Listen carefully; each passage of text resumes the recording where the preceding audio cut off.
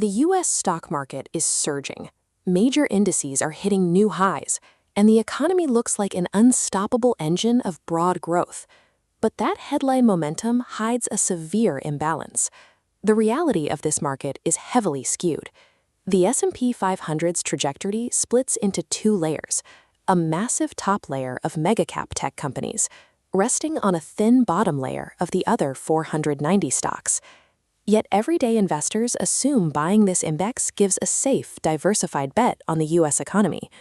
Buying the market today means your capital is concentrated in a few high-performing names.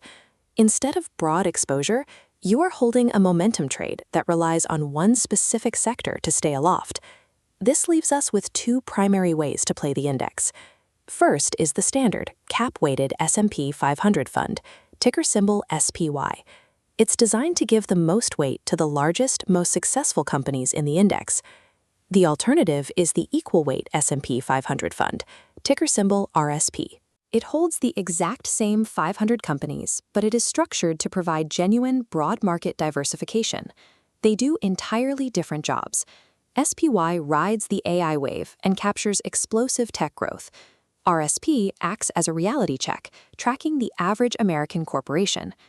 Every investor has to answer a specific strategic question right now. Do you ride the concentrated momentum of SPY, or do you rotate into the true diversification of RSP? How you answer that determines whether your portfolio is properly balancing growth and risk, or quietly sitting inside a concentrated tech bubble. This chart shows exactly how market capitalization weighting works. In a traditional index like SPY, the larger a company gets, the more influence it has on your returns. A few massive bars on the left dominate a long tail of hundreds of tiny bars on the right. This creates a mechanical effect called momentum embedding. Because the index weights by size, it automatically buys more of the stocks that are already going up. As a tech giant's stock price rises, its market cap grows, and SPY is forced to allocate a larger percentage of your money into that specific company. The trade-off is clear. SPY maximizes your exposure to winning tech stocks, but it masks the weakness of the average company. The index can rise even if 400 out of its 500 members are losing value. To see the alternative, look at this diagram showing an equal weight structure. RSP removes the size advantage entirely, flattening the market into a grid of 500 identically sized squares. Under this structure, Apple has the exact same influence as a regional bank or a mid-sized industrial firm. Every single stock accounts for roughly 0.2% of the portfolio. RSP forces genuine exposure to cyclicals, financials, and industrials. The downside is that during a tech-driven bull market, taking money away from the biggest winners actively pulls down your overall returns. Choosing an index structure is an active bet. You decide whether pure momentum or broader economic participation will drive the next phase of the market. It is tempting to look at SPY's extreme concentration and dismiss the entire rally as a speculative bubble. This graph shows S&P 500 earnings growth over time, and it shows the momentum is backed by real profit. In the first quarter of 2026, blended S&P 500 earnings growth tracked at 27.1%, the strongest growth rate in years. That growth is heavily concentrated. The massive outperformance is coming directly from the balance sheets of megacap tech, cloud software, and semiconductor companies. This creates a powerful feedback loop.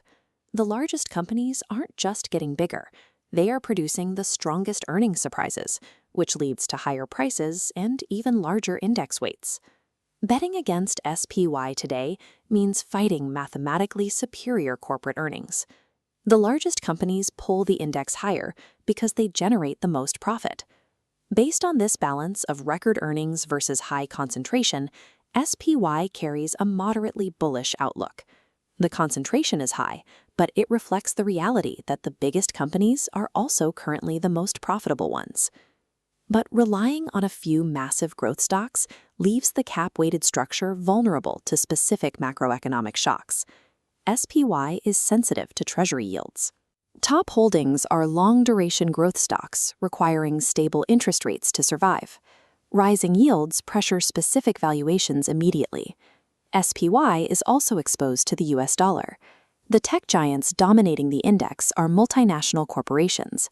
When the dollar spikes, their foreign earnings are worth less when they are brought back home. RSP dilutes these specific risks. By increasing exposure to domestic cyclicals and traditional value stocks, the equal weight index is less sensitive to interest rate duration and dollar fluctuations.